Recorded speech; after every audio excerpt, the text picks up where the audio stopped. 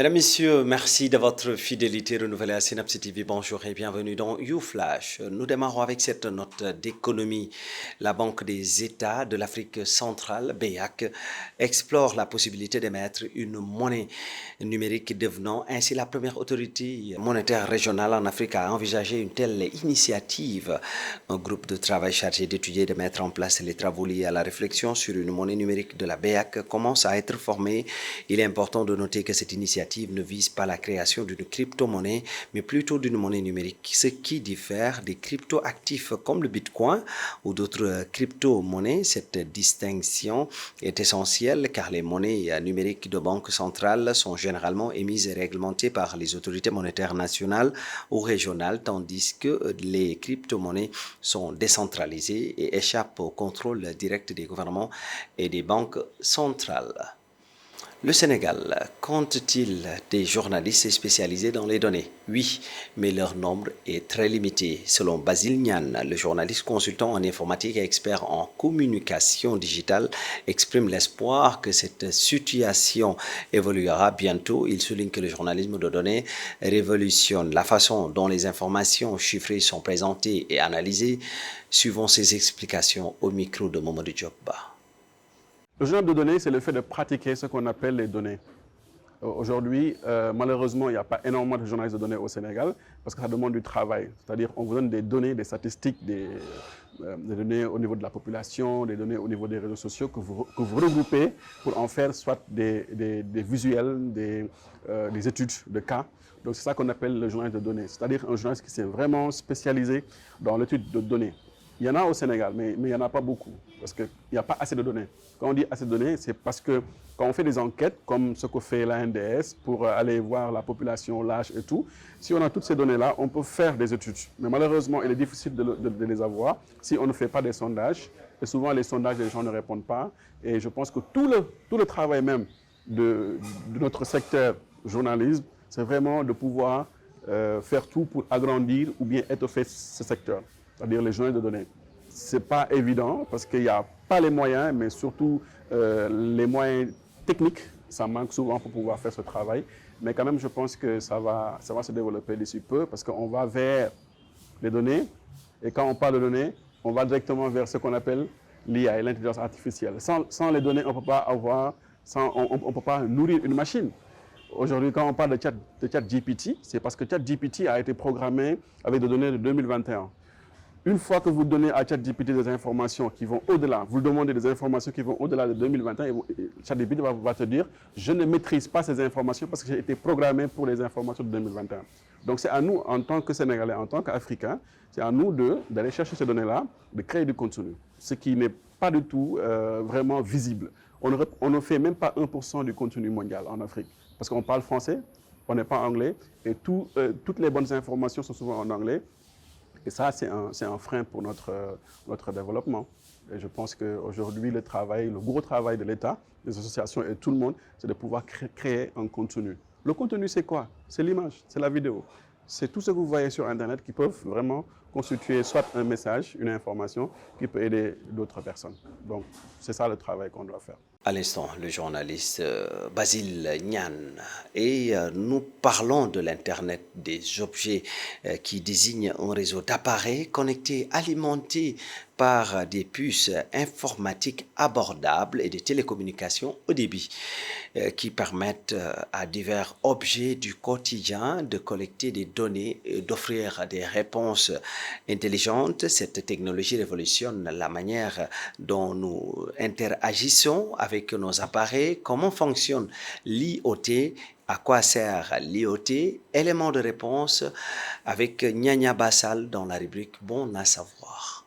L'Internet des objets ou encore IoT en anglais fait référence à un réseau interconnecté d'objets physiques, d'appareils, de véhicules et d'autres éléments incorporant des capteurs, des logiciels et des technologies de communication qui leur permettent de collecter et de partager des données avec d'autres systèmes et appareils via l'Internet. Ces objets peuvent être des éléments aussi variés que des thermostats intelligents, des voitures autonomes, des montres connectées, des réfrigérateurs ou même des infrastructures urbaines telles que des feux de circulation. Les composants clés de l'IoT comprennent les objets physiques ou dispositifs, les capteurs et les actionneurs, la connectivité réseau, les plateformes IoT, le cloud et l'intelligence artificielle, y compris l'analytique des données. L'IoT a des applications étendues dans de nombreux domaines tels que la santé, la logistique, l'agriculture, l'industrie, les villes intelligentes et bien d'autres.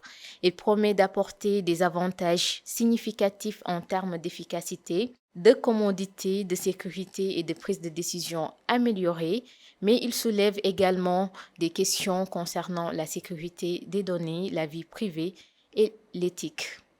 Merci à vous, Nyanya Ba Sall. Nous vous faisons découvrir à présent Racine Ndiaye, qui a fondé l'agence Lindawa au Sénégal, offrant une conception de projet intégrée et créative pour atteindre efficacement les objectifs commerciaux et industriels. Son expertise en design vise à donner vie à nos projets de manière cohérente et innovante. Le voici avec nos confrères de Kaijob.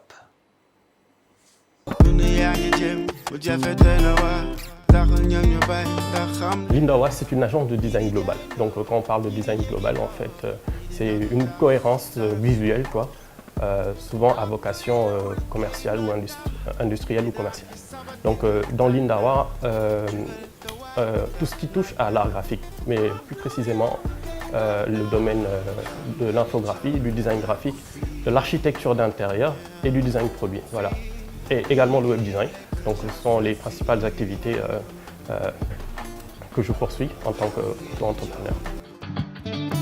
Mon objectif principal, c'était de pouvoir redorer l'image du Sénégal en termes de design, jusqu'au niveau international. Donc voilà, j'ai fait un bac plus 7 comme je vous disais. Donc le design, c'est un domaine que je maîtrise vraiment, quoi.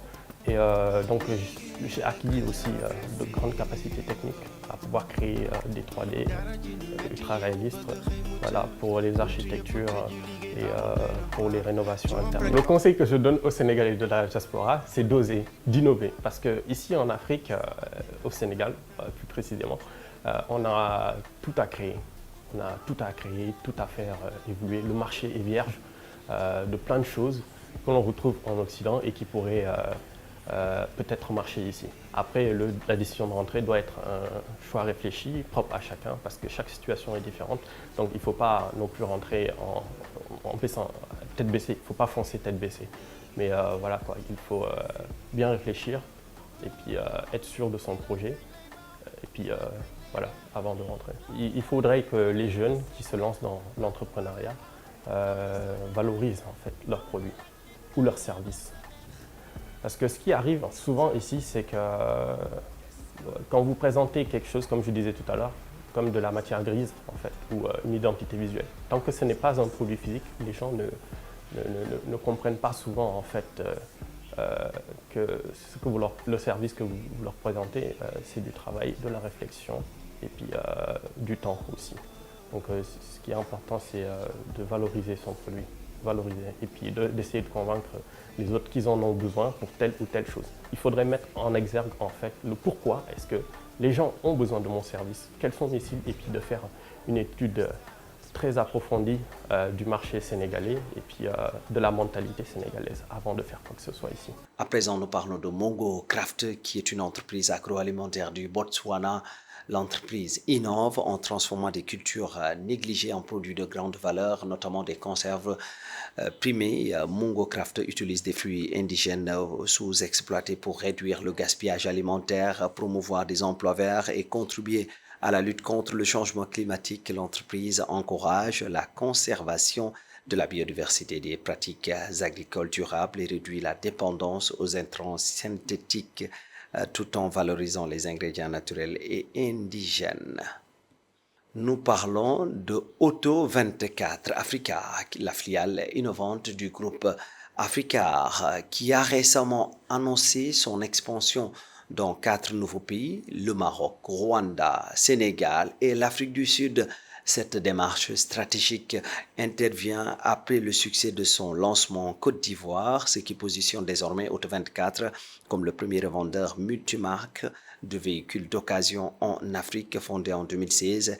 Africar Group s'appuie sur des technologies de pointe pour répondre aux besoins du marché africain. Cette récente expansion d'Auto24 Africa reflète la vision du groupe de devenir le principal acteur de la vente de voitures d'occasion certifiées en Afrique, tout en continuant à améliorer l'expérience d'achat et de vente de véhicules pour ses utilisateurs. Mesdames, Messieurs, d'ailleurs, même c'est cette note qui m'a fin à cette édition. Que vous soyez, merci de l'avoir suivi. On se donne rendez-vous très prochainement pour un autre numéro.